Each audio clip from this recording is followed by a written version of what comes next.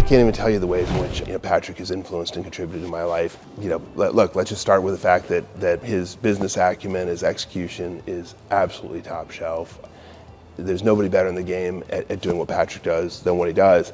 But that's, as they say, the necessary but not sufficient condition to actually being great. He has also got a vision for what this should be all about, and I'm drawn to that vision. And so I believe him as a visionary, in addition to his business execution. But finally, and maybe the most important bit of all, is just how much out of his own path in life and his journey that he's got just a passion for people, and that he cares so much, and that kind of nurturing empathy gets brought to the Keystone process day in, day out. I think one of the most exciting things about being part of the Keystone family is the variety of the deal flow. Patrick plays an interesting role as a middleman in a lot of different communities, and so we get the opportunity to see a lot of interesting things, which is, look, it's interesting as a business matter. I candidly don't know what the business outcomes will be, but I 100% know that it's absolutely intellectually just fascinating to be part of seeing the different projects that Patrick takes a look at. Patrick and his team do a great job of winnowing out a lot of chaff. He's a great gatekeeper.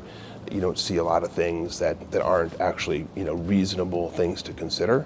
And he spends a lot of time and a lot of effort in dimensioning what's a good deal and what's not such a good deal. Even if he lets the group see it, he says, this one probably isn't an A possibility, but I wanted to let you see it for X and Y and Z reasons. So he helps provide a first-rate filtering process as well. Since the time I first started in the business world, it's never been hard for me to philosophically align the concept of everything that I do is in service of our King.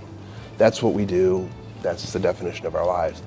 So philosophically, it's pretty straightforward. That's never been a challenge.